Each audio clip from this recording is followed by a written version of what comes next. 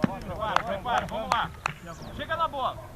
Não, saldo positivo. Acho que nós viemos para cá por um período de uma semana para ter um conhecimento melhor, principalmente entre os atletas, né? Muitas mudanças, atletas novos chegando, inclusive atletas chegando até durante a temporada aqui em Sorocaba, mas foi muito produtiva, trabalhamos bastante, forçamos bastante, principalmente no aspecto físico, que a gente sabe que agora, na hora que começar o campeonato, a sequência de jogos, os períodos de treinamentos vão ser muito pequenos e limitados.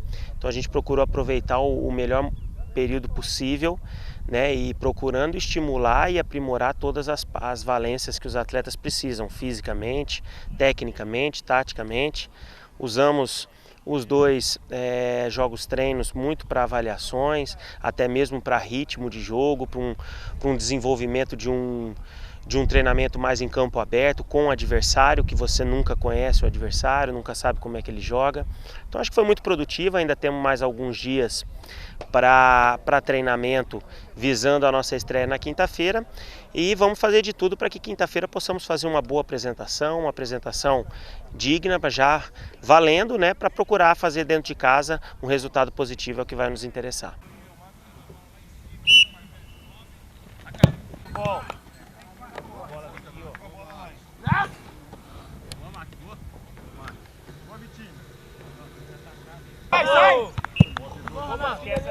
Focar na definição da equipe, né? Nós testamos algumas situações de esquema, variações também de atletas, né, na equipe, principalmente nesses dois testes que tivemos, e a partir de amanhã já focar na equipe que vai estar iniciando contra o São Paulo na próxima quinta-feira, definir os detalhes que precisam ser acertados no aspecto tático, na estratégia de jogo, né, principalmente na questão de marcação, definir também os posicionamentos em bola parada, ajustes finais de preparação para que a gente possa estrear bem, estrear com responsabilidade. A gente sabe que é um grande adversário já pela frente, a gente ainda num momento de construção, momento de ganho, momento de evolução, mas que o quanto antes a gente precisa começar a apresentar situações positivas, porque o campeonato não vai parar e é um jogo a cada 3 dias e a gente tem que estar preparado para isso.